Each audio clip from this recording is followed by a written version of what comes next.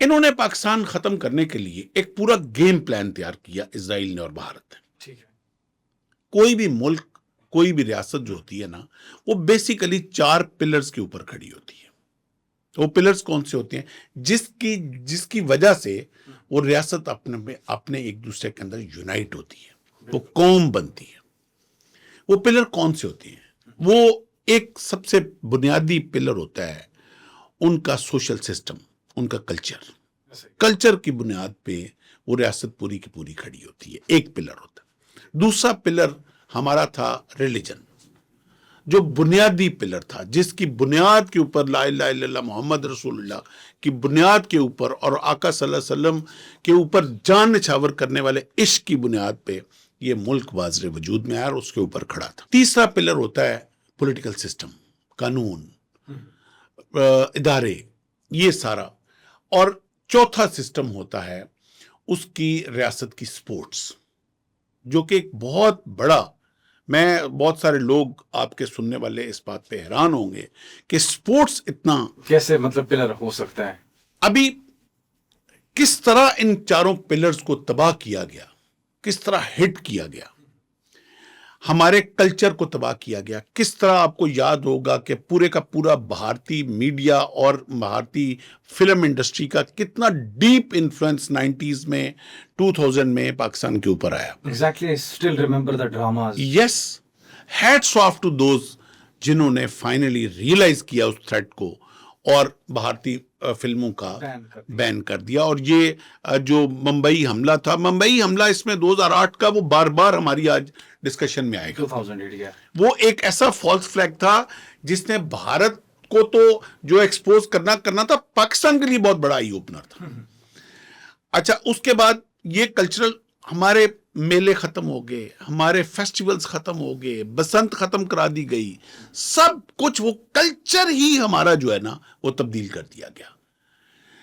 مذہب دوسرے پلر کو ہٹ کیا گیا, ایکسٹریمزم یہاں لائی گئی, امپورٹ کی گئی, سپورٹ کی گئی, فنڈ کی گئی. مذہبی فرقہ بازی کو بڑا ہائیلی سپورٹ کیا گیا اور فرقہ بازی کے نام کے اوپر بہت ساری کلنگز را نے کروائیں. ان کے سیلز تھے جو کام کرتے تھے. مذہب کو ہٹ ہوا, سوشل سسٹم کو ہٹ ہوا. تیسرا پلر تھا ادارے, جس میں فوج ٹارگٹ نمبر 1 تھی, اور سپورٹس. اچھا, یہ دونوں چیزیں ایسی ہیں. فوج کیوں کہ فوج کے اندر پوری قوم کی اور اسپیشلی لو مڈل کلاس کی ریپرزنٹیشن ہوتی ہے. فوج میں کسی جاگیردار کا بیٹا نہیں جاتا, کسی لینڈ لارڈ کا بیٹا نہیں جاتا, کسی پولیٹیشین کا بیٹا نہیں جاتا. فوج میں کون جاتے ہیں؟ غریب آدمی کے بچے جاتے ہیں, اسلم الیکٹریشین کا بیٹا جاتا ہے. آج میں آپ کو بڑے کانفیڈنس سے کہتا ہوں, آپ پی ایم اے میں چلے جائیں, پی ایم اے میں روک کے 100 کیڈٹس کو پوچھ لیں ان کے باپ کیا کرتے ہیں. 90% وہ غریب مزدوروں کے بچے ہوں گے جو افسر بننے گئے ہوئے ہیں. فوج لو مڈل کلاس کو ریپرزینٹ کرتی ہے, لو مڈل کلاس پوری قوم کو پریزنٹ کرتی ہے, ایک قوم. اس لیے قومیت کے لیے ہٹ کرنا فوج کو بڑا ضروری تھا, فوج کو ٹارگٹ کیا گیا. چوتھا پلر تھا sports.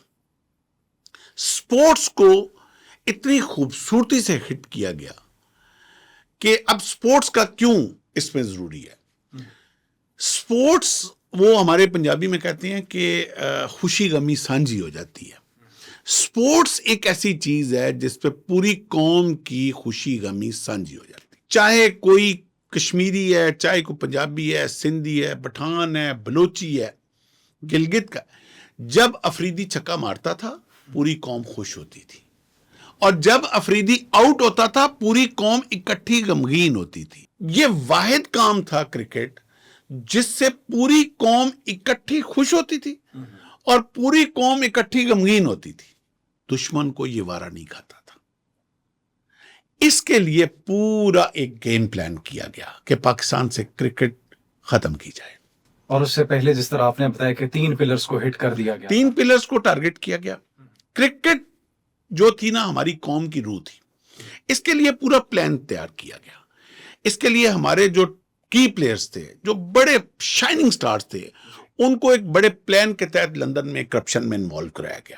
I still remember that case. Yes Match fixing. یہ بٹ تھا, یہ آصف تھا, محمد آصف جیسا پلیئر تاریخ میں کبھی پیدا نہیں ہو سکتا. ایک ہی ایکشن سے ان سوئنگ بھی آؤٹ سوئنگ بھی. وہ ان کو بڑے ٹریپ کر کے انڈین میڈیا نے ان کو لندن میں کرپشن میں انوالو کیا. یہ بیچارے غریب گھروں کے بچے تھے اور یہ تھوڑا بہت پیسے کے اندر لالچ میں جانسے میں آ گئے. ینگسٹرز تھے, ٹریپ ہوئے, ان کو ایلیمینیٹ کرایا گیا کرکٹ سے, پھر بھی تسلی نہیں ہوئی.